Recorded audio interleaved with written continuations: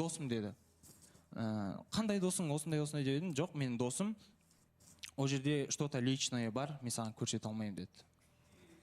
Енді өзіңіз ойланып қарасақ, менің қызым, біз таныстықта жүрген жоқпыз, біз неде жүрген жоқпыз, біз жұппыз, біз үйленуге деген ата-анамен таныс болды. Бізде уже мен жарайды осы жерде қаншама рет бәрі Айбек жаман, Айбектің көңіл бөлмеген, жақсы көрмеген, бірақ мен жақсы көрмейтін адам болсам, мен осы уақытқа дейін бұл қызды жанында жүрмес едім.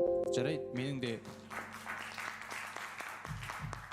мен де періште көкте ғана дейді, мен де ақ немеспін, бірақ мен барынша көңілімді, барынша жанында жүр ғой деп көңілімді бөлемін.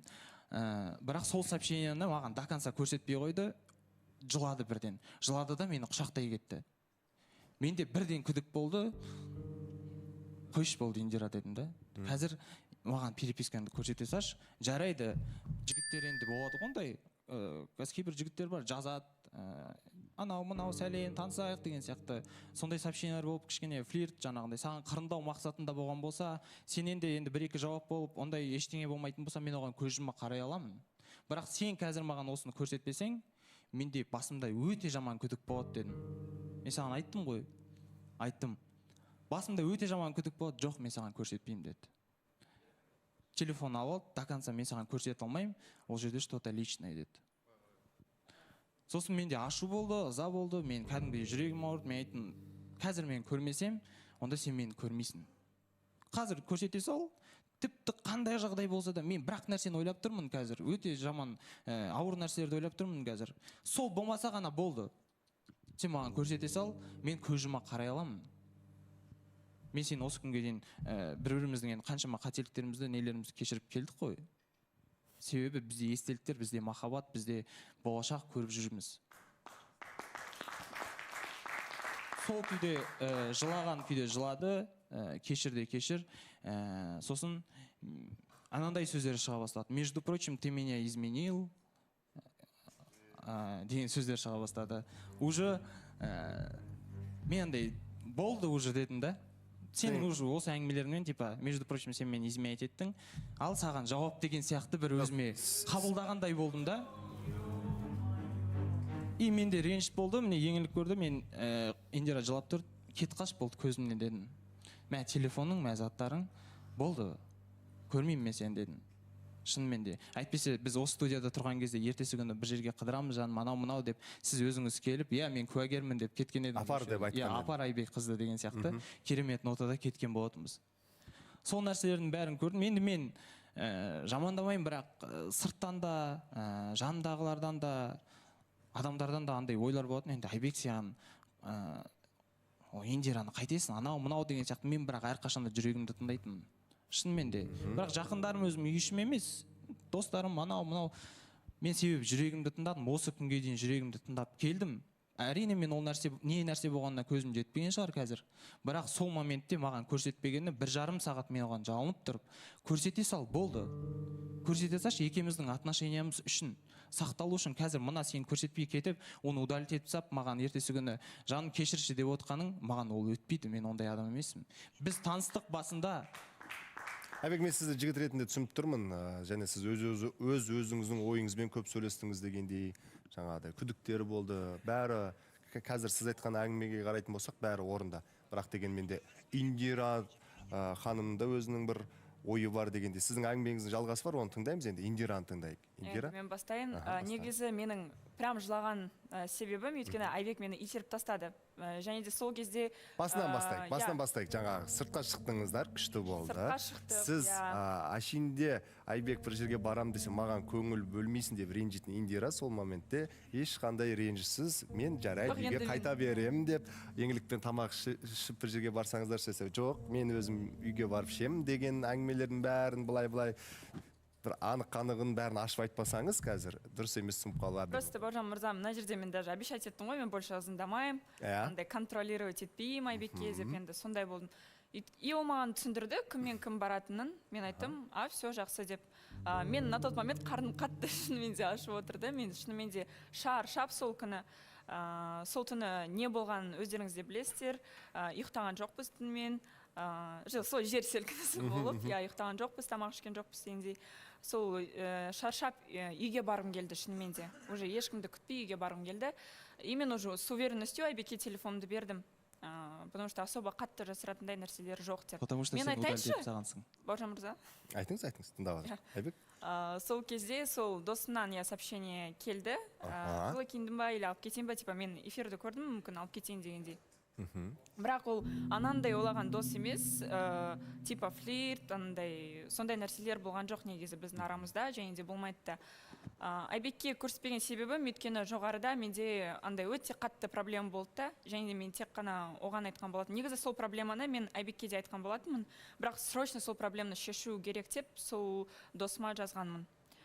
Соны мен құпия ретінде сақтағым келді, өйткені өз проблемамды Айбекке де навяз еткім келген жоқ. Өйткені соңғы кездері денсаулығымен де өзімде жеке проблемалары болды. Содан бермей қойдыңыз. Содан бермей қойдым, иә. Енді Итеріп жіберді, сіз бір қатты ренжідіңіз, сол үшін жыладыңыз. Бірақ құшақтап кешіріш деген эмоция неліктен шықты? Айтты ғой, мені құшақтап алып кешіріш Сол жеке проблеманы Айбекке айтпағаным үшін. Айбек, сіз жалғастырсаңыз болады. Жоқ, жаңа айттым дедіңіз ғой. Жоқ, былай істедік. Менің бір жеке өзімнің денсаулығыма болсын, басқа да жеке шаруаларым болды, проблемаларым болды. Мен сол Айбекке де айтқам, және досыма да ескерттім, бірақ досыма осыны ертерек шешейік деп айттым дедіңіз. Қазір енді Просто мен Айбекке айтқым келген жоқ, өйткені білдім да, мен енді сенің ер азаматымын ғой, неге шешпейміз дегендей сондай ойлар бола ма екен. Бірақ андай предательство, көзге шөп салу, сондай моменттер болған жоқ. Сол кезде маған сол Айбектің сенбегеніне сол үшін мен қатты жылап қалғаным негізі. иә, сол сенімді ақтау үшін Бауыржан мырза, сол жерде не болғанын көрсете салса, сенім болды. Ол жерде қандай, бұл одан поддержка іздесін, бұл одан басқа іздесін, не іздесін, мен ашуланатын шығармын, қанша жынданатын шығармын, мен тіпті саған да соны айттым. Жарайды, сен менен бір күтпеген жылулықты сол досыңнан күтіп мүмкін жазысып сөйлескен шығарсың. Жарайды, мен оның бәріне көз жұмам, бірақ менде одан да қатты күдік бар. Сен қазір көрсетпесең, значит сол нәрсе рас деген сөз менде дедім. Жоқ, мен саған көрсетпеймін Айбек дедің. Дұрыс қой. Сосын қай адам, қазір мына жерде қыздар отыр ғой, өзінің WhatsApp-ы бар және скрытый екінші WhatsApp бар. Ол скрытый WhatsApp емес. Скрытый WhatsApp емес, ол WhatsApp қандай? Бизнес WhatsApp деген бар енді. Сен білесің сол WhatsApp мен менде бар білмеймін ол екенін WhatsApp-ын білесің сенің. Сен потому что мен көрген кезде сен вообще көрсетші дей салған кезде, мысалы сен өзіңнің WhatsApp-ында отырасың, ал бизнес WhatsApp-ында сен бір бизнес WhatsApp құратын бір бизнесмен емессің ғой, Индира. Мүмкін бизнесмен шығармын, қайдан білесің? Енді қараңыз. жоқ, WhatsApp бизнес екінші WhatsApp, ол скрытный WhatsApp емес, ол екінші WhatsApp. Бірақ оған екінші номермен тіркеледі. Ол екінші номерді Айбек біледі ғой. Екінші номерді Айбек білесіз? Екінші номер ол негізі менің основной номер. Сіз сол бір екі номерге де бір WhatsApp арқылы хабарласқан кезде екеуіне де бір WhatsApp барып тұрған байқамайтын ба едіңіз? Әлде бірақ номерді сіз сол жерде жұмыс жасайтын бір номер? Мен бір номерін білемін, хабарласып жүрген. Хабарласатын ол номер жай сохранить етіпті, екінші номер ол WhatsApp-ында өзінің. Екінші номерді қарамаған WhatsApp-ны шынымен де. Жаңағы хабарлама қай WhatsApp-қа келді? Сол екінші WhatsApp-қа келген. Бизнес WhatsApp-та сонда досыңмен сөйлесің ба, бизнес талқыламайсың ба ол жерде? Сосын қазір енді айтып жатыр ғой, мен ызыңдамаймын деп шештім, контролировать етпеймін деп, көңіл бөлмеймін деп шештім дейді. Маған ұнамайды контролировать еткен, не істемеген, қызғанғаның, сенің бүйткенің ұнамайды деп біз жігіттер айтқанмен, қыз егер сөйтіп кететін болса, жаңағындай, бәрі жоқша, хорошо, давай онда. Бара бер, деген сияқты көзқарас танысатын болса, бізде кішкене күдік пайда болады жігіттерде ше. Шынымен де ол. Біз қанша айтқанмен біз сол нәрсені қалаймыз іштей ше. Неге бүйтіп қалды екен деген сияқты. Жақсы болды ғой деп, жақсы көрген қызыңа өйтіп жақсы болды ғой, мына мен бүйтпейтін болды, сөйтпейтін болды деп қуанып жүре алмайсың. Айбек, жаңағы әңгіме қалай аяқталды? Сонымен екі жаққа кеттіңіздер, болды ма? Қазір бүгін жолықтырып тұрмайын. Жоқ, сол әңгімені енді аяқтайын мен. Қазір айтып отыр ғой Индира сөзінде, ол жерде бір флирт болған жоқ, сөз болған жоқ деп. Сол кей Индира таксиға отырып кетті, 1,5 сағат телефон бермеді, көрсетпеді, до конца кетіп қалды ғой. Кешкісін хабарласты, жылап, сол не істегенде соңғы рет мені сыйласаң соңғы рет сөйлесейікші деді. Мен айттым, жарайды, мен ондай адамгершіліктен аттап кеткен жоқпын, бізде қаншама естелік бар, қаншама нәрсе бар. Мен сен жаққа барам, жарайды дедім. Барам, сөйлесіп тұрған кезде мен телефон сұрап, жаңағындай қарадым. Көрейін енді деп. қарасам сообщение қашан басталған? 6 қаңтар, январьда басталған. Сәлем, Индира, сәлем. Жылы киініп жүрсің ба? Анау, мынау, тамақтандың ба? Бұл флирт емес па? Мен жоқ, ол күнде болған нәрсе емес. Саған досың сен не үшін? Айбегіңмен кездестің ба? Айбегіңмен жүрсің ба? Деген сообщениелер бар да. Қара, сообщениеға кірсем, полностью әппақ сообщениелар. Сен өзіңнің жазған сообщениеңді оқып салғансың, келіспейді. Сәлем, қалайсың? Сенің жақсы өзің дегенің жоқ, ананың жақсысы бар, короче. Ананыкі бар, дальше жоқ, жалғасы жоқ. Қандай логика, Бауыржан мырза, мен қалай ойлауым керекпін? Осыдан кейін маған соңғы шанс бер. Между прочим, сен мені изменять еткенсің, я была глупая, я была тупая деген сөздерің қайда? Значит, бұл сөздердің астарында сен... Не думаешь, что ты перебарщиваешь қазір? Қымбатты көрермен, Айбек не айтқысы келді және де Индира өшірді ме, өшірмеді ме, таныстық жалғаса ма, Айбек Индира жұбы бола ма, болмай ма, жарнамадан кейін бірге білеміз. Мақтанышымыз, жұбымыз, бұйыртса тойға деген ниет бар еді бұл жұпқа. Бірақ соңғы сейсенбі күнгі бағдарламадан кейін сұранған екен, Айбек балдармен бір жерге барам деген. Ашинде жібермейтін Индира жібере қалды. Сосын менің зарядкасы өліп қалды ма білмеймін енді, телефон емес, Индираның телефонымен такси шақырып беріп жатқан кезде үстінен WhatsApp, екінші WhatsApp бизнестен келген SMS-ті көріп, сол жерден күдік туындап, және де сол жігітпен жазысқан SMS-ті толыққанды дәл сол жерде 1,5 сағат бойы өтінсе де оқи алмапты. Сол себептен араларын ұрыс пайда болып, Айбек сол жерде тоқтатып кеткен екен. Арғарай Айбек үйіне бардыңыз, шықты, жаңа хабарламаны көрсетті, бірақ жазулардың бір-біріне ұйқасы жоқ. Содан? Жазулардың ұйқасы жоқ. Сіздің күдігіңіз одан ары сейілді? Одан әрі күдігім көбейе басталды. Сосын, егер тура сондай сообщение, егер мен жаңағы осы студия жақта мен телефонын қараған кезде тура сондай болып тұрғанда сообщение, сөйтіп бұл жігіт андай жүрген болсын, тіпті сол жерде маған көрсете салса, мынаны қарашы, маған бүйтіп жазып жүр, кешірші, мен бұны блокировать етпедім деген сияқты қылып айтатын болса, болды. Онда мен жарайды, мен айтпаймын, жынданбайтын едім, бүйтпейтін едім, жынданам, ашуланам, мен бірақ бұндай нәрсеге дейін алып келмейтін еді бұл нәрсе. Мен сол күні кеше өте қатты ашулы болдым. Енді міне бүгін кішкене сабыр сақтап, Бауыржан мырза, мен просто не айтамын, ары қарай бар ғой. Маған шынымен де просто қиын болды сол ситуацияда. Индира, сіздің жаңағы Сол жеке бас проблемаларымды айтқаннан кейін, негізі сол проблеманы осы жерде отырған редакцияларда бәрі біледі. Және де маған оны срочно решать ету керек болды. Әйтпесе вот болатын еді. Негізі сол проблеманы Айбекке де айтқан болатын, бірақ еш болған жоқ, прям қатты қорқыныш болды. Хорошо, сенің сол проблемаң болды. Сен сонымен соны сөйлестің. Сол сонда саған жасыратын нәрсе ма? Сол осындай нәрсеге алып келмес еді онда. Мен айттым, мен басымда тұрған нәрсе ғана болмаса болды, мен сені кешірем, Индира. Екеуміз таныстық басталған кезде айтқанмын мен саған. Мен сенің еркелігіңді бәрін көтеріп жүремін.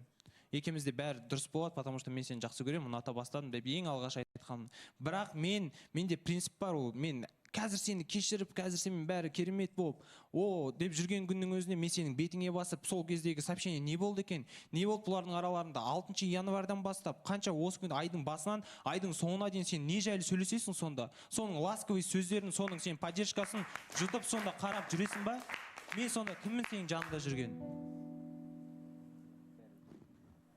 Жоқ, сен жақтан именно сол моментте қолдау болды ма? Мен саған жеке проблемамды айтқан кезде. Жаным, давай мен саған көмектесейін деп айттым ба? Именно на тот момент сен менің қасымда болуың керек, сонда сол сен понимаешь? жігіттен іздейсің ба сонда поддержканы? Жоқ, мен одан көмек сұрадым. Не көмек сұрадың? Сенен қолдау. Не көмек сұрадың? Соны сен маған көрсете алмадың ғой, сол көмек сұраған нәрсеңді. Бірақ айтып бердім ғой саған. Маған сенің айтып бергенің не керек? Мен оны көзіммен көрмесем, саған жалынып тұрып 1,5 сағат бойы ашуландым да, жақсы да айттым, жаным, бәрі дұрыс болады екенбіз. Осы келесі айда сырға салу болады ғой. Қазір осы нәрсені көрмейтін болсам, менің күдігім ішімнен кетпейді, мен саған басында айтқам ол нәрсені. Бірақ сен прекрасно білесің ғой, мен сені предавать еткен жоқпын. Білмеймін. Мен сенбеймін саған.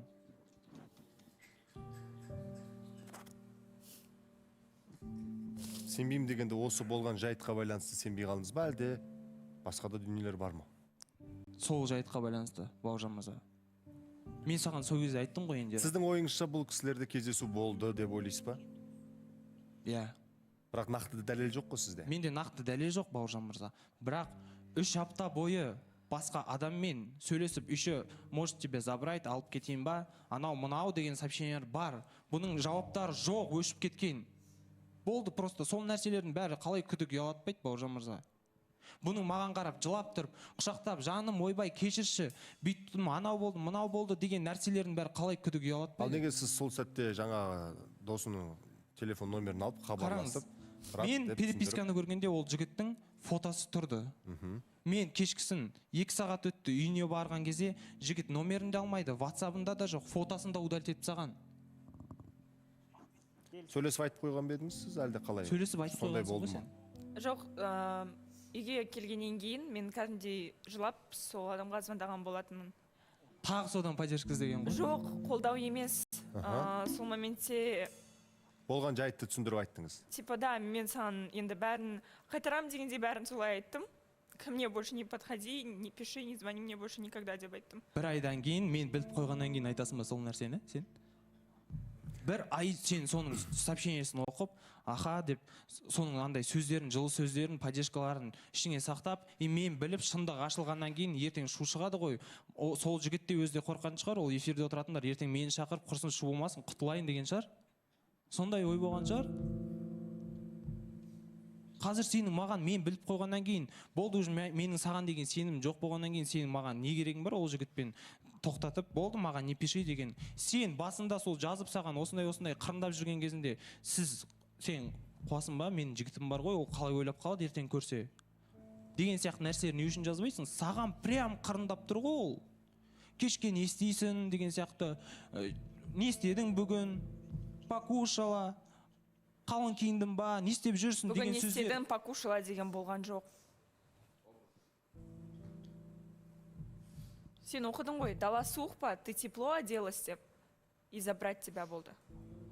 Сол 2-ақ сообщение болды ма?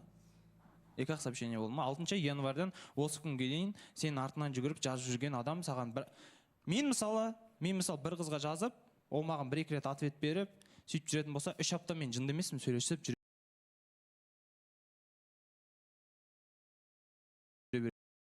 кетемін. Значит, сен 3 апта сөйлесіп жүрсің ба? Значит, ол сенімен кездесуге шықтың сен онымен. Может тебе забрать деп, хотя бы бір күнде 6 январьдан осы күнге дейін жазып жүрме, қанша 1 ай болды ма? 1 айдың ішінде может тебе забрать деген сообщение саған күнде келгенде, как минимум сен біреуіне хорошо деп жауап бергенсің. Явно ол нәрсе.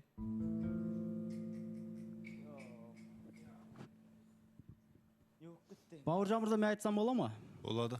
Так, мен негізі Айбекті де Индираны негізі жақтайын деп отқан жоқпын. Негізі Айбек мысалы енді екеулерінің жағдайларыңды былай тыңдап отырып, негізі екінші қатардағы жігіттерге өзіңді санайсың ба деген сұрақ қойғым келіп отыр негізі. Сен былай енді өзіңді екінші жігіт ретінде, мысалы страховка ретінде болып тұрған сияқты болып тұрсың ғой негізі. Вариант та, в общем, екінші вариант. Мен өзім мысалы санамаймын негізі. Сен өзің қалай ойлайсың? Өзің екінші вариантқа қоясың ба? Жоқ. Одан кейін саған айтарым енді, жақсы сөз бар ғой, сүйгенді сүй дейді, сүймегенге жалынба деп айтқым келеді негізі. Басында дұрыс болмаған отношение ол түбі дұрыс болмайды. Сондықтан білмеймін, көресің енді. Жоқ, мынау мақал өлеңнің сөзін қай жерде қолдануды білмейтін жігіт екен жалпы. Иә, негізі айтқым келіп отырғаншы, мұн жақта мен Айбекті шынымен де түсініп отырмын. Ол ситуацияны мен де көрдім, мен де болдым.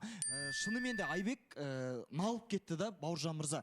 ана жерде егер Индираның артында ешқандай әңгіме болмайтын болса, ол сол сообщениені көрсететін еді, анандай паника жасамайтын еді Бауыржан мырза. Шынымен де паниковать етіп, жылап сол жерде, жылап сықтаған өз көзіммен көрдім.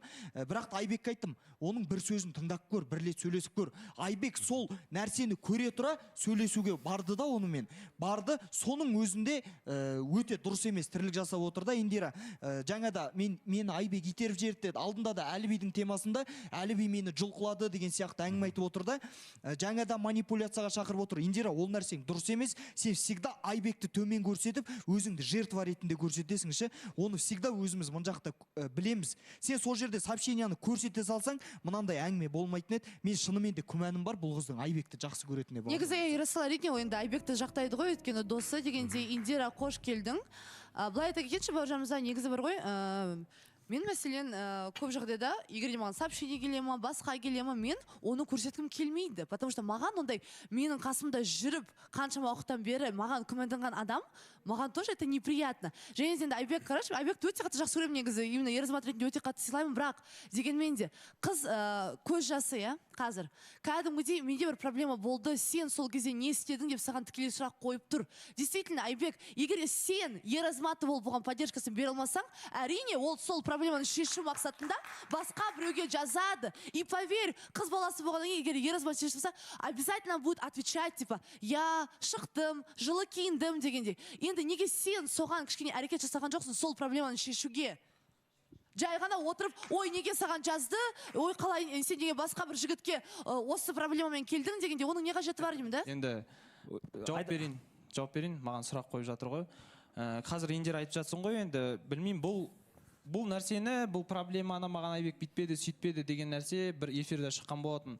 Именно бұл қызда оқумен проблема болып жүрген кезде мен сөзбен өзімнің уайымдама жаным, осындай деген поддержкамды бердім, бірақ менде ол кезде қандай жағдай болды? Мен әлі де ауырып жүрмін ғой енді қазір, енді Алла ешкімнің басына салмасын. Сол кезде де менде де личный проблема болып жатты. Сенде де проблема болып жатты. Сен бірақ маған оны нақтырақ ашып, осындай болып жатыр деген нәрсе айтқан жоқсың. Үйдегілер барып сөйлесті, бәрі дұрыс екен деген сияқты айттың ғой. Қазір сен хотя бы бір өзіңнен менен бір ілік табайын деген сияқты мақсатта айтып жатсың ба осы нәрсені? Потому что Айбектен поддержка күтпедім. И сол сенің ағаң бар, сенің отбасың бар, мамаң бар. Сен қай-қайдағы жігіттен сондай поддержка күтесің ба сонда? Айбек, мен саған причинасын тоже айттым. Неге мен ата-анаға айттым? Сенің маған причинаң не керек? Жарайды, керек емес болса. Менің артым таза болғаннан кейін мен осы жаққа келіп... Негіз бар ғой, Айбек, былай да, сен айтып жатырсың, менде ол кезде проблема болған деген. Нағыз ер азамат бар ғой. Вот просто действительно кей жағдайда ойлаймын да, вот қызда проблема болады ғой. Кейбір кішкене әлсіз ер азаматтар, ой, мен де ауырдым ғой, менде де проблема бар ғой деп. Сосын қыз баласы қалай ғана ол ер азаматқа менің проблемамды шешіп берші деп айтады Айбек. Егер сен оның қасында менде де проблема бар дегенде айтып отырсаң, понимаешь? Ондай қажет емес. Қазір айтып жатсың ғой, мен өзім сообщениемді ешкімге көрсетпейін деп. Мен саған осы күнге дейін маған сообщенияларымды көрсет, кіммен сөйлесіп жатсың, телефонын тексерейін деп айттым ба? Бір рет айтпаған, потому что бізде ондай келісім бар, біз бірімізге доверять етеміз деген. Мен алып қалған кезде көрген сообщениема просто жүрегім ауырды. Сен қалың киініп жүрсің ба, тебя забрать деп. Егер де сенің де жұбың бар, егер де Данияр мырзаға сен телефонға сөйтіп сообщение келсе, қандай ощущение болатын еді? Айтшы. Қандай күйде болады? Қазір Әліпезден Индираға сұрақ қоя кетейінші, пожалуйста. Индира, дәл сол сәтте неге сол сообщениені просто көрсете салмасқа? Вот. Егер сіздердің араларыңызда ешқандай сыр, басқа болмаса, шынымен де сол тек қана жұмыс бабымен егер хабарласаң ол Еразматқа. Неге көрсеткен жоқсың? Жалпы, у тебя какой-то принцип был или не үшін? Я негізі, менің енді историямды бәрі біледі ғой, ну, то, что я одна привыкла өзімнің проблемамды шешуге, бірақ сол кезде де енді мне пришлось так сделать, Айдана. Пришлось. Бірдеңке айтсам бола ма? Бағанан бері Айдананы тыңдап отырмын да, Бауыржан мырза енді осы жасқа келіп, логикасына кішкене таңғалып отырмын. Себебі сендер Айдана жігітпен сонда проблема шешу үшін ғана жүресіңдер ма или қалай? Бұл жерде мынандай нәрсе болып отыр да, Бауыржан мырза. Айтады, сен проблемасын шешпегеннен кейін әрине де басқа жігіттен іздейді, басқа жігітке жауап береді деп. Бұны қалай түсінуге болады деймін да, енді бұл жерде Айбек ол жерде проблемасын мүлдем айтпаған, Айбек шешуге тырысқан негізінде. Бағанан бері дұрыстап тыңдасаң, Айбекке бұл жерде кінәсі мүлдем айтпағанында болып тұр ғой, Бауыржан мырза. Вау, Айбек күшті айтты, негізі бар ғой. Сен де енді 28 жасар ер азаматсың ғой, егер де сөздің астарын түсінбесең, енді әрине ол сенің проблемаң дегендей ғой. Мен қалай айтамын, я шынымен де кей жағдайда действительно қыз баласына проблема болады ғой. Болады. Сен оны айтасың, иә? Егер азаматың бүйтіп отырады да, ой, менде де осы деп кейде. Ну, не интересно, все, содан кейін қалай айтасың? Ойбай, сенде де проблема, ода қалай айтасың ол азаматқа? Менің проблемамды шешіп берші дегенде. Бұл жерде не обязательно, чтобы бұл ер азамат. Ол жерде қыз баласы да болуы мүмкін. Но именно сол жағдайда досы егер шешіп бере алса, неге ол адамға жүгінуге Жоқ, болмайды? вот именно қыз баласы болған жоқ қой, ол жерде ер азамат болып тұр, Айбектің И сөздеріне қарап. что? Дос деген тек қана қыз баласы болу керек Айдана, пе? Дұрыс, Айдана. қазір бір минут, ол жерде доста енді мынандай мәселе да, онда бізбен мысалға қыздар жүрсін да, енді бір проблемасын шешемеді, келесі 3-4 адаммен бірдей сөйлесе бермейді ғой Бауыржан мырза. Сен естіп жатсың ба? Міне қара. Мен айтамын да, мысалға сен айтып отырсың ғой, проблемасын шеше алмаса, неге басқа біреуге айтпасқа деген сияқты. Енді онда проблемасын шеше алмады дегенде біреумен, сосын тағы біреумен, жігіттермен сөйлесіп жүре беру керек па сонда? Әлібек, честно говоря, бір әлі сені түсінбей ақ қойдым, шынын айтсам. Мен мына жақта айтып жатсам, сен вообще мүлдем басқа жақта. Егер де досы шынымен де сол проблеманы шеше алса, неге ол адамға просто звондап хабарласпағанға дейін Ернар. ғой? Айдана, Дұрыс қой енді, сен Айбек. дұрыс айтып жатсың, хабарлассын. Досы жарайды, мен поддержка бермеген шығармын, досы шығар, поддержка берген шығар. Бірақ сол поддержканы, сол жазған переписканы неге көрсете салмасқа? Болды, әңгіме сода ғана, мен болды, соған ғана ренжимін. Көрсете сал. Қандай жағдай болса да, сенің досың жарайды, саған поддержка берді, сенде осындай сөздер болса да, қазір көре салайыншы мен Айбек, болды. қарашы, былай да, мен былай ойлаймын да, кей жағдайда былай, например, мен кей жағдайда өзімнің достарыммен былай сөйлесем. Жан, ой, дорогой деп сөйлесем да, и егер де, например, біреу оны оқыса, бәлкім басқаша түсініп қалу әбден мүмкін да. И тем более сендерде ондай енді арақатынас болған жоқ қой, что типа, мынау менің досым, таныстырып, я, ой, мен оған жан деп айтам, не потом, дорогой деп айтам дегендей. Поэтому, видимо, ол қорықты, то, что қазір сообщениені көру барысында, жақын дос ретінде араласқан адамды бәлкім сен басқаша түсініп қалатын шығарсың дегендей. И сол үшін кейбір сообщениелерді удалить етті. Кешірім өтінемін, сөзіңді бөліп қойдым ба? Ой, Ернар, енді ер азамат сөйлегенде әрине мен просто Жан дегеннен, дорогой дегеннен шығады ғой негізі. Не шығады оқтан? Жан, дорогой дегеннен шығады ғой негіздеймін да? Не шығады деп жатырмын да? не шығады? Жоқ, жаңа сөз, бәлең бәрі сөзін жалғап кетіп жатқан ғой енді. Енді мен Айбекті қолдай кетіп келіп тұр, жалпы қыз бала мен жігіттің арасында достыққа сенбейтін адамдар бірі менмін. Жалпы мұңын, уәжін түсініп отырмын Айбектің. Кешеде бір сырласқаным бар еді. Сосын жаңа Индираға жалпы қарап отырсақ, алдында енді бір циклды айналдырып көрсек, жалпы Астанадан келгелі бері бет әлпетіне қарасаң, кішкене Айбекке бір көз қарасын, көз қиығын салып қойына қарасаң, бір өзгеріс бар да. Енді бұл жерде мынандай бір тұжырым жасағым келіп отыр. Бағана сөзінде қалып кеттім. Қайтарам деп айтты да.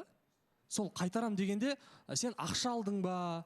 Или не нәрсені қайтарасың? Жоқ, ол личный нәрсе. И сол нәрсені сен Айбекке көрсете алмайтындай онда тұрған не бар деген келеді да. И бағанақ сообщенияларды удалить тастағаннан кейін бұл жерде бір шикіліктің бары айқын.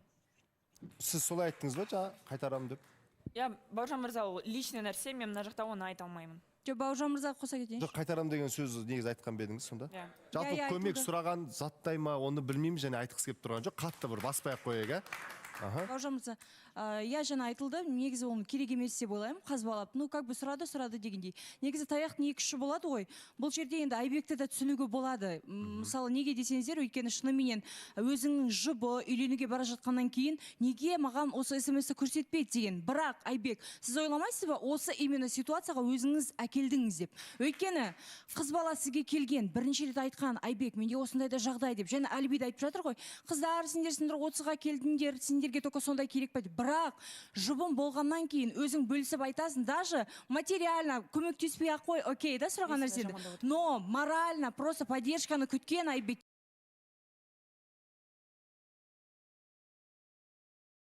Не айтып жатырсыз? Мені жамандап отырсың дейді. Не деп Қай жерін жамандап? жамандадың ба, Бауыржан мырза? Жоқ, өтіріктен маған ұнамайды бүйтіп айтып отырғаны. Қалай айтып Ол отыр? моментте мен Айбектен поддержка күтпедім. Ну, шынымен де бүйтпедім, ғой ол. сөйтпедім. Давай не будем, Индира? Сен қолдадың ба, по факту, айтшы маған.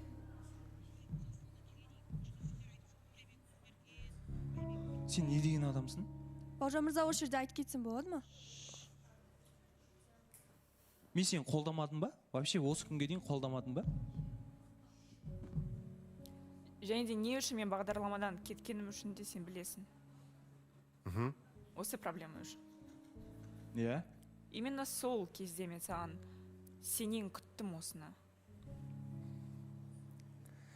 Менен күтпедің, басқа жігіттен соны күттің, сол жазды саған, значит, одан қолдауды Якобы емес мен досым. көмекті күттім. Якобы досым. Көмек. Көмекті күттің ба? Көмекті сол моментте Айттым ғана ба мен сөйлейсің. саған? Бір күн, 2 күн сөйлестің, көмек жарайды. Осындай, мынандай, хорошо.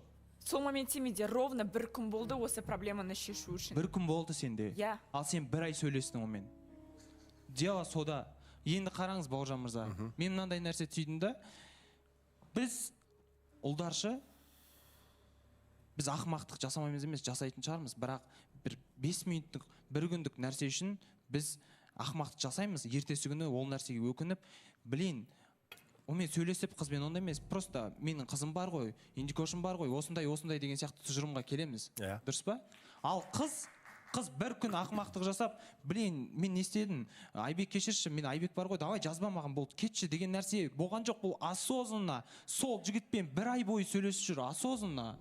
Кәдімгідей 1 ай адам не жайлы сөйлесуге болады? Мен былай түсіндім да қазір ситуацияны, дәл қазіргі сәтте түсініп тұрған мен өзімнің көзқарасымды айтып көрейін, және қатысушылардың да пікірін тыңдайық, бәрі қол көтеріп отыр. Нақтысына келген кезде бір қиыншылық Индираның басында болды, және ол қиыншылық жайлы сіз білдіңіз.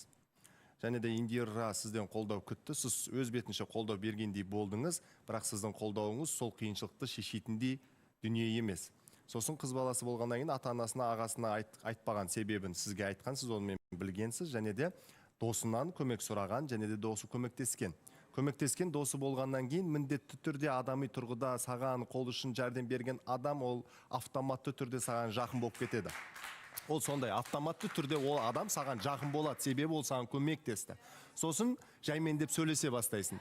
Қалайсың, жақсы ма, шүкір, ол жазады, сен шеше алдың ба, бұл айтады, шеше алдым, шеше алмадым, немесе рахмет сізге дегендей жай әңгіме болады. Сосын әңгіме барысында, әңгіме болғаннан кейін, Айбек, мен ешқайсының сөзін сөйлеп жатқан жоқпын, жай көзқарасым. Әңгіме болғаннан кейін, ол көмектескеннен болды. 1 айдан кейін мен саған өзім хабарласам деген әңгіме болмайды. Ол міндетті түрде автомат түрде жақын досы болып кетеді. Сосын сөйлесіп жүргеннен кейін сәлем қалайсың, жақсы шүкір өзің қалайсың, не жаңалық, не істедің, дәл қазір қымбатты көрермен бізде жарнама, әңгімемді жарнамадан кейін жалғастыратын боламын. Сен келерсің. Мен де бір өлең айтып жіберейін Бауыржан мырза. Сағынышым сенгісіз, шалаша бұтжыр түрі, қайдан қашан белгісіз, сен келерсің бір күні, қайдан қашан белгісіз, сен келерсің бір күні. Сізге де шай беремін қазір. Дәл қазір берейші мұна. Апамның шайы, керемет көңіліңнің жай болсын штейім келеді. Осы апамның шайын әлі сізге керемет ән үшін. Рахмет. Енді жаңағы көмектескен адам ол міндетті түрде жақын болады, және ол да сізге көп жазғаннан кейін сіз соның көңіліне қарай отырып, сізде оған кері байланыс бересіз. Және кері байланыста артық тұрған ештеңе жоқ, бір артық қылық жоқ. Бірақ дегенмен де осыны сырттан көрген адам жаман ойда болады деген факт бар. Және мен ойлаймын, Индира да дәл осылай болды, және де жаман ойлап қалмасын деген ниетпен ғана сол хабарламаны өшірді деп. Бірақ Айбек ол сізге ауыр тигені, және менің сөзімде де 100% рас екені, және Индираның сөзі де 100% рас екені ешқандай дәлел жоқ. Сіз өзіңіздің күдіктеріңіз әлде де күшейіп тұр, Аяулым. Осы жерде мен Индира қош келдің. Қыз баласы ретінде қолдағым келіп отыр. Өйткені жаңа Айдана да айтып кетті, толықтай дұрыс. Енді Индира артық дүниені көріп отқан жоқ. Ол жігіттің тарапынан болса, осындағы балдарды былай түсініп отқан жоқпын да, шапалақ ұрып, как будто бір измена жасағандай. Қыз баласы жақсы көрген қыз бір параллельно екінші жігітті жақсы көре алмайды. Никак. Бұл ситуация менің де басымнан өткен. Осындай қолдау керек болған кезде мен де жазғанмын бұрындары. Бірақ менің тарапымнан ештеңе болмады. Тура Индира сияқты жауап беріп отырдым. Көмегін берді, бірақ сезетінін, жақсы көретінін қайтсам болады. Ол нәрсе баладан болады да, ал қыздан емес. Индираны бұл жерде былайша айтқанда табалаудың мүлдем қажеті жоқ. Өзіңіздің жігітіңіз бола тұра жақсы көретін, сізді жақсы көретін жігітпен сөйлескен қаншалықты дұрыс? Жоқ, айырылысып кеткен едім ол кезде. Ол кезде еш бойдақ педі. Онда сен ситуацияң бола емес. Бауыржан мырза, жоқ, Айбек не Мен өз үшін пікірімді айтып қызды кетсем болады жылатып ма? соншалықты төмендетіп отырсың? Но қызық па? Өзің Қызықсың ба сен? Жылатып төмендетіп отырмын ба мен? Мен ішімде не нәрсе болғанын сүттен айтып ақ жатырмын. судан таза болмай ақ қойшы. Сен көзіңмен көрдің ба мен бірдеңе Жоқ, істегенімді? біреумен изменять етіп отқан жоқ қой, сен сияқты. Мен Басқа сенбеймін, біреумен потому билеп, что... А? сен сияқты нәрсені жасап отқан жоқ қой, Қандай нәрсе? Индира. Қандай? Басқа жігітпен клубқа барып жүрген жоқ қой. Клубқа барып жүрген жоқ? Иә? Енді Жай қара. ғана сөйлескен. Енді қара. Көмек Мен сұраған. айттым оған. Измена болды ма болмады ма мен білмеймін, әрине көзім жетпеді, мен әңгімемнің басында да айттым. Бірақ маған сол кезде переписканы көрсетпесе менде болды, тек қана сондай ой болады. Қыз не үшін жасырады? Болды, сен жаңа айтып жатсың, біздің ситуация бір-біріне келеді екен. Сен ол кезде жігітің болмаған, саған бәрібір сен кіммен сөйлесесің, өзіңмен сөйлесесің. Жоқ, Айбек қолдауды күтеді ғой сенен. Зарина сөйлейді, Зарина. Бұл жерде Айбек не үшін шамданып отыр? Себебі мына жерде Айбек қыздармен сөйлесті, клубқа барды деген кезде адалдықты талап еткен кім, жылап отырған кім? Индира ғой. Сол адалдықты талап еткен соң адам сай болу керек. Сен маған мысалы рұқсат бермедің ғой, сен неге өзіңе рұқсат беріп отырсың деп Айбек іші ашып отыр бұл жерде. Айбекті түсінуге болады. Индира жарайды, мысалы біз бәріміз түсініп отырық қой, мысалы қарызға ақша алған екен жарайды. Бірақ қарызға ақша алған. Ақша деген ешқандай дүние алған жоқ. Жай ғана Қайтарам деген соң мен солай түсіндім. Ол менің мысалым ғана. жоқ біріншіден. Ақша мәселесі болған жоқ. Жарайды, қайтарам депсің. Қайтаратын нәрсені. Мақұл, бір айдан кейін қайтарам деп уәде берсең, ол аралықта негізі сөйлесудің керек жоқ деп ойлаймын. Тем более жігітің бар кезде сен алып кетейін деген нәрсе керек емес. Айбегің деген әңгіме болды ғой. Значит, Индираның тарапынан мен ойымша мынандай болған сияқты. Рахмет досым, сен маған Айбек бере алмаған нәрсені бере алдың. Айбектен көре алмаған қамқорлықты сенен көрдім деген нәрсе болған сияқты. Мен енді Индира сен кінәлағым кеп тұрған жоқ. Сен сол нәрсені Айбекке көрсете алмадың, сол үшін жылап жібердің да. Мен сондай состояниеде болдым деген сияқты. Және еске түсірсек, Тима мен Арина Джубода осы бір Индираны жұбату үшін Тима кіріп кеткен еді, екеуі айырылысып ұзақ уақыт қосыла алмай жүрді. Енді сол нәрседен сабақ түю керек пе деп ойлаймын да. Және еңлікте арасына бір қарсылық болғаны бекер болмаған сияқты. Бауыржан мырза бола ма? Мен айта кетсем бола ма? Нұрсұлтан. Негізі біз әрдайым Индираны қызды кінәлауға дайын тұрамыз ғой, бұл ақиқат. Индираны бір жамандыққа қимаймыз, шыны керек. Егер де бір қатты бір измена деген әңгімелерге де ондай сугубо қатты әңгімеге кетпей ақ қояйық. Измена анау мынау деген сияқты. Енді бір қатты бір кінәсі болса, бұл жерде кемес пе еді деп ойлаймын да, егер несі артында бір қуысы болса. Бірақ менде мынандай вариант бар да. Қандай нұсқа бар? Біз жігіттер, біз мойындау керек қой, жігіттер всегда біз екі вариант ұстаймыз ғой. Бәрі емес. Көп жағдай енді көбісі бар ғой. Үйленгенге дейін, я? Нағыз пысықтау. Үйленгенге дейін 2-3 вариант бар деп. Үйленгенге дейін. Содан? Сол Индирада да сондай қыздарда да бар ол. Ойындау керек та, ол нәрсе қыздарда да бар. Қанша жер, енді біз еркек болғаннан кейін айта аламыз да, қыздар айта алмаймыз. Қыздарда да ол нәрсе бар. Мына жігіт мені жақсы көреді. Бірақ жігіт мынау мен бүйтіп бүлбеге орап ұстап отырады деген сияқты да. Сондай жағынан енді ол тікелей Индираға айтпаймын енді. Бірақ сондай нәрсе болған сияқты. Өйткені жылы сөйлескені бар, бағанағы бір ай сөйлескені бар. Егер тікелей Айбек деп қалап тұрса бар ма, сол жерде Айбек аны жігітке былайнан жирный крестті қойып тастайтын еді, вообще сөйлеспейтін еді. Бауыржан мырза да еркек адам болған соң бар, біз еркектік жолмен жүреміз да, и өзіміздің бар ситуация достарымызда отқан жағдайларға қарап айтамыз, бір 2-3 вариант үйленгенге дейін деп. Ал енді сен қыз болмай тұрып қалай білесің, қыздарда 2-3 вариант болады деген. Мен өзім сенбеймін оған. Шыны керек, қыз деген ол болады ғой, мысалы, ақ көңіл, жүрегі жуас дейді бағанағы, бір адамға ғашық бола ма до конца барады деген секілді да. И қыздарға мен вообще қарсымын ақ көршінің айтқан пікіріне, қыздарда 2-3 вариант болмайды деп ойлаймын. Мына жерде мен де жібере салайыншы. Қазір енді Нұрсұлтанның ойында не бар, өзі қалай, жұртты да солай көріп отыр ғой.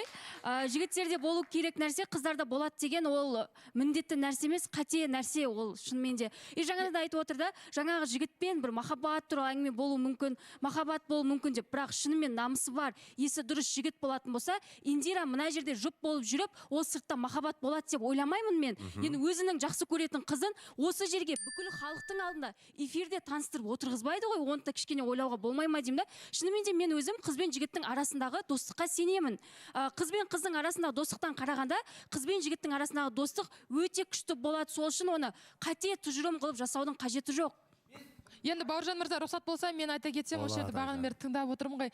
Енді бұл жұптықты сақтауға бірақ нәрсе бар сияқты, шындықты расымен де қалай болды? Ашты болса да шындықты осы жерде Индира айт.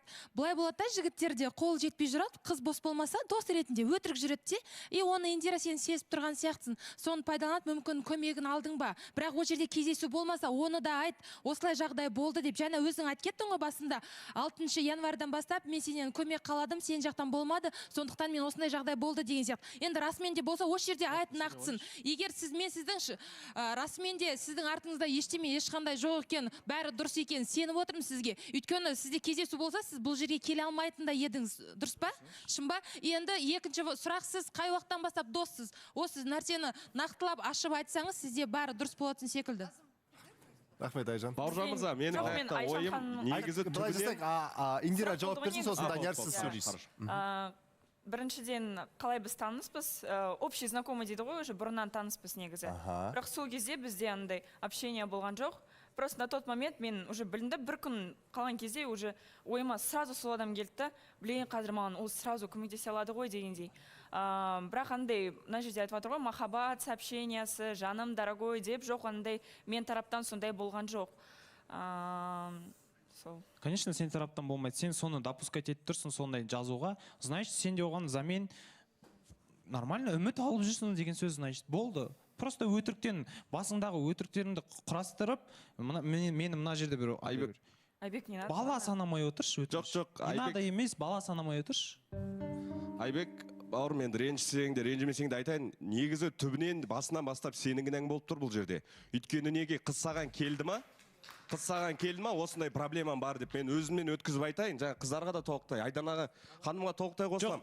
Айтайыншы, Айбек, ренжімесең. Сен маған келіп, менде мынандай проблема, маған мынандай нәрсе керек деп айттың ба? Айтты деп, сенен поддержка күттім деп проблема. Проблемамды айттым, бірақ мынандай керек деп айтқан жоқпын. Проблемаңды айттың сен, дұрыс па, маған? Мен саған не дедім? Бопты, өз проблемаң өзіңе дедім ба? Мен саған сөйтіп айттым ба? Бірақ сен көмектеспедің ғой. Не істеп көмектеспедің? Мен саған айттым ғой, жан, вот у меня, вот. Сен оны не үшін мына тема шыққаннан кейін айтып отырсың? Сен кеше осы жерде әңгіме болған кезде не үшін айтпайсың? Мен последний время Айбек маған поддержка бермейді. Өйтпейді, сөйтпейді деп неге айтпайсың? Қазір ойыңнан құрастырып келдің да, бірдеңе керек болды. Неге сен сол моментте сыртта студиядан біз шығып сөйлесіп жатқан кезде маған сол нәрсені айтпадың? Сен до конца не нәрсе болғанын айта алмадың. Үйіңе кетіп қалғаннан кейін құрастырып, не айтсам болады, мен мынандай деп шыққаннан кейін маған осындай нәрсе керек болды. Сен просто поддержка бермедің деген нәрсені алып келіп отырсың. Жоқ, на тот момент сол вторник күні мен саған айттым ғой, сосын причинаны вживую айттым.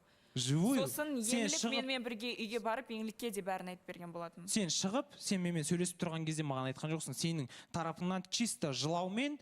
Я сразу айтқан жоқпын. Чисто жылаумен, кешір, между прочим, ты меня изменил, анау-мынау деген сияқты мен де істедім деген сияқтыға сен алып келіп тұрсың. Болды, мен одан көмек сұрағанмын, мен бүйттім, сөйттім, жаным, вот қара, мен поддержка сұрадым, на тот момент маған поддержка керек болды деген сияқты қылып түсіндірсең, қазір айтып отқаныңдай, онда бәрі басқаша болатын еді. Сен на эмоциях, анау-мынау емес, екеуміз нормально тұрып сөйлестік. Кешкісін уже 2-3 сағат өтіп кеткеннен кейін сен үйіңе барып бірдеңелерді басына придумывать етіп, маған келіп мына жерде кішкентай баланы алдағандай алдамай ақ қойыпсың ба? Мен айтайыншы, біз сол 5-10 минут осылай тұрдық енді. Мен ештеңе де айта алмадым.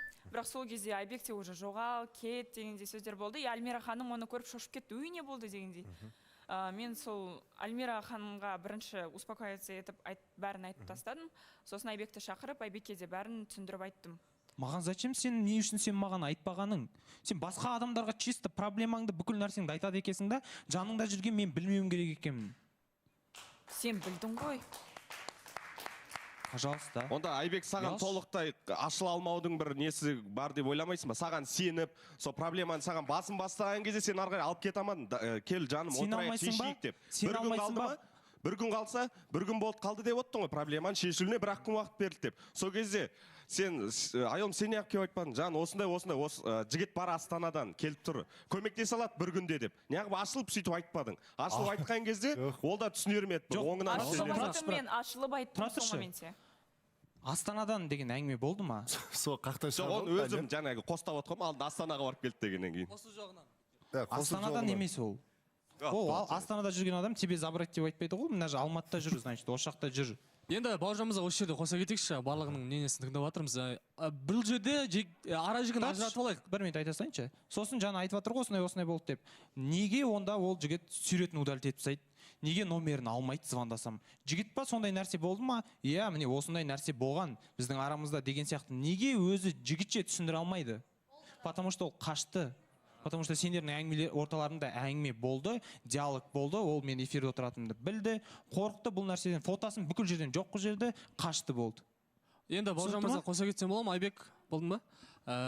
Қараңыздар, енді бағанағы мәселемен ара жігін ажыратып алайық. Айбек бағана клубқа барды екен, мақұл, бірақ жігіт өзінің қателігін түсініп, болды жаным, мен саған уәде беремін деп осы жерде барлығымыздың көзімізше айтқан болатын. Бірақ жігіт бір ай бойы сөйлесіп жүрген жоқ. Маған комфортно, маған ұнайды деген сияқты ол вариант көрген жоқ ол қызды. Өйткені оның жүрегі Индира деп соқты. Ал бізде Индира не істеді? Оған ұнап қалған екен, сол бір қылықтары, сол бір көмектескені оған приятно болып қалды да, Айбектен кішкене подозрение ұстады да, сол жігітті екінші вариант ретінде қарап кішкене көз бояушылық. Индира енді үндемей жүріп шынымен ше, мысалы қандай қу адамның тірлігін істеп отырсың ше, шыны керек ше. Айбекті мына жерде пустой место қылып қойдың да, и ана жігіттің саған берген поддержкасын алып қалды да, и Айбекке бір көзін тастадың да, что-то в будущем мен Айбектен бұндай поддержканы көрмейтін сияқтымын дедің да. Именно жоқ, мен сенің ойыңды примерно солай түсініп отырмын. Сен менің ішіме кіріп отырған жоқсың, Ернат. Жоқ, сен білмейсің менің ты себя так показываешь. Индира, сен солай өзіңе, как будто маған бәрібір деген сияқты Айбекке бір қарап қоясың, өзіңе бір қарап қоясың да, сондай бір кейіп танытып отырсың. Содан кейін менде сондай ой. Олай емес бауыржан мырза, қараңызшы. Жайын мен түсініп отырмын бауыржан мырза, шынымен де. Ернар, тоқтай тұршы, сөйлей береді екенсің. Ернар, сен айтып отқан мына жердегі сенің пікірің өте орынсыз. Неге десеңдер, қараңдар, Айбек мен итеріп жіберді деген деді. Дұрыс па? Қыз одан кейін қорқады ғой. Қорқыныш болғаннан кейін айтпайды. Айбек, тоқта, сөзін жалғастырайын. Әр сөзіңе жауап берейін сенің. Мен сұрақ қойып итердім ба мен сені? Жаңа аузынан шықты өзім. Жоқ, тыңда. Мынау кім дедім? Телефонына жүгірді, телефон тартып қалдым. Қолым ұшы бірдеңе істеп кеткен шығар енді мүмкін. Қолым ұшын тартып қалдым, ты че, мне грубишь, анау деді. Мен алдым да, жоқ жаным, мен нормально сөйлесіп тұрмын. Бұл жерде сөйлеспейік, сыртқа шығайық деді. Хорошо дедім, сыртқа шықтым да, енді айта қой, ашып берші, мен көрейін дедім. Мен саған сен бүйткенде, сөйткенде, байбына бармай жатып, мен саған ондай нәрсе айтқан жоқпын. Мен саған көрсетші дедім, және нақты вежливо түрде айттым. Осы перепискаларды көрмесем, мына сообщениялардың ішінде не болғанын көрмесем, менің сенімім уже жоқ деп есепте. Қазір көре алмағаннан кейін, дальше мені де көре алмайсың. Мен кешірсем де, не істесем де ол нәрсе ойымнан шықпайды. Қазір сен кетіп қаласың, жарайды. Ертең менен кешірім сұрай саласың, ол сообщениені удалить етіп тастайсың. Болды, ода тұрған менің уже чувствам өшеді. Қазір не айтайын деп жатсың, ал итеріптім. Айтшы. Қарашы, сонда сен ладно, эмоциямен кеттің делік. Сонда ертесіне уақыт болмады ма Индирадан? Кел жаным, тыныш жерге барып сөйлесейік. Мен сонда өзім ренжиді екем, өзім шулап, бұл маған переписка көрсетпейді. Өзім звондап, кел жаным, мен сөйлесейік дейін ба енді қайттан? Өзім көнбей тұрған адаммын бұның сол сөздеріне. Өзім кел жаным деп айтам ба? Жауап берші. Айту керексің, неге айтпайсың? Не үшін айтамын мен, сен қызықсың ба? Мен бірдеңе қателік жасап, өзім бұл мені кешірмей кетіп қалсам, ертесі звондап, кешір жаным деп айтам. Сен таңдауың Айбек ол. Олай болмайтын болса неге жұп болып қалай ойлайды? Басқаша ойлайды. Жоқ, осы орайда мен айта кетсем бола ма? Былай жасайық. Ер жігіт тыңдайын. Мынандай мәселе ғой, енді шындығы бар адам негізі шымырлатып көп сөйлеп өзінің шындығын айтады да. Ал енді Индирадан не байқап отырмыз? Индира расымен де өзінің істеп қойған қателігін мойындап, мына бетіңнің өзі алмадай болып қызыл болып отқанның өзі осындай бір ағаттыққа, осындай бір сәл кішкене шалыспастыққа кеткенінің белгісі болып табылады да. Сондықтан да мен саған айтарым, сен Айбекті шын жақсы көрсең, және де айырылғың келмесе, одан да өзің шындықты айта сал барлығын. Ержігіт, қараңыз, сіз өзіңіз алдыңғы эфирде отырған кезде, сіз ақталмай отырдыңыз да, неге ақталмайсың деген кезде, өйткені менің ақталатын нәрсем жоқ. Менікі дұрыс болғаннан кейін, мен мына жерде ақталмай отырмын деп айттыңыз сіз өзіңіз. Сол кезде біз не дедік? Ержігіт сыртта жақсы көретінін айтады, сол үшін де ақталмай отыр. Мына жерде ақталса, ол кезде өтірік болады деген сияқты сізді қорғаған болатынбыз. Ал сіз қараңыз, қазір сіз қызға не айтып отырсыз? Неге сен ақталмайсың? Сенде ақталатын нәрсе болмағаннан кейін сен ақталмай отырсың деп, сіз қызға қарай жабылып отырсыз. Неге онда сіз ол кезде алдын ақталмадыңыз сол кезде? Жарайды, неге деген сұрағын мен былай деп жауап берейін. Менде бұндай случай болған жоқ ол кезде. Бір телефонда битіп мен Мадинаның көзінше битіп біреу жазып қап, болмаса бір көрсетпей қойып, қолынан жұлып алған сияқты ситуация солай нәрсе болды ғой, Мадина келген кезде айтты ғой. Ондай ситуация болған жоқ. Сен ол кезде эфирде болмағансың. Эфирде дұрыс көрмегенсің. Мүмкін. Неге деген сұрағын жауап берейін? Мен ер азаматпын. Мен не үшін ақтала беруім керекпін бұл жерде? Не үшін ақтала беруім керекпін? Енді мен расымен де жарайды, ер азаматпын болмаса қыз деп бөлінесіңдер ме сондай деп шығасың шығарсыңдар қазір. Просто бұл жерде тағы да қайталап айтамын. Телефонмен кәдімгідей ұсталып қалған сияқты нәрсе болғаннан кейін қызда автоматты реакция кеткенде жоқ, оқымау керек бұл нәрсені деген сияқты. Түсініп тұрсың ба? Сондай мәселені айтып тұрмын. Сол нәрсенің барлығын енді бір күннен кейін ба, қанша күннен кейін саған көрсетті мысалы жазбаларды? Үйіне кетіп қалды. Үйіне кеткен бір 2-3 сағат дейікші бір. Содан кейін мен барған кезде 2 сағат, 3 сағат. Енді Айбекте жас бала емес қой, көрініп тұрады ғой. Инстаграмда қай жерде қалай өшіріліп тұр, жауаптардың кейбір жерлері бір-біріне келіспей жатыр деген сияқты нәрсе. Индираға сұрақта неге дәл сол кезде көрсетпей үйге барып өшіріп тастап, енді проблемамды шешіп берді деп жатсың, ол жігіт жарайды. Ол жарайды делікші мейлі. Енді Айбек ол кезде өзі де кішкене ауырып басқа жақтармен басқа проблемамен жүріп, саған көңіл бөлмей қалған шығар, қолдамай қалған шығар. Бірақ неге дәл сол ситуацияда, егер сен жаңа сөзіңді айтып отырсың ғой, мен артым таза болғаннан кейін осы жерге келіп отырмын дейсің. Егер де расымен де толыққандай ешқандай қателігің, кінәң жоқ болатын болса, дәл сол жерде көрсететін едің деп ойлаймын мен. Сол кезде шынымен де Бауыржан мырза, мен қатты растерялась. Және де қорықтым, Айбектің реакциясы қандай болады дегендей. Өйткені Айбектің, мен білем ғой, ол қыз бен ұлдың достығына Айбек сенбейді. Бірақ бізде ондай қалыптасқан жоқ та, мен сенемін мысалға. Және де шынымен де ол... Индира, өтірік айтпеші, ол сен ондай досыңды емес қой. Мен сенің достарың білем ғой. Сен кругымда мен араласатын кішкентайдан достарым бар. Алматыда мен олай араласатын. Ол астаналық дос емес қой. Достарым жоқ дедің сен. Дұрыс па? Достарым ондай жоқ дедің. Мен сол кезде саған айтқам. Достарың кішкентайдан өскен, Алматыда неде жүрсе мен ондай адам емеспін дедің. Мен сол кезде айттым. Аралас, сөйлесіңдер, ешқандай жігітке жақындама, жоқ болып кет деп мен ондай абьюзерлік нәрсе танытпаймын саған дедім. Сөйлесе бер, досың ба? Хорошо. А ол сенің досың, мен вообще танымаймын да. Сосын ол фотосын не үшін удалить етіп тастайды? Досың ба, сенің жанашырың ба? Біздің отношениямызға кішкене саған жанашып бұрыннан досың болып жүр екен. Онда не үшін звондап маған түсіндіріп, брат, міне осындай жағдай болды деп бір ауыз сөз жігіт түсінеді, ол маған айтып, өзіңе де түсіндіріп бере аламын, көрсете аламын, міне қыз растерялась, енді ұялған шығар, биткен шығар деп жігітше маған сөйлеп, сондай нәрсе болса, болды.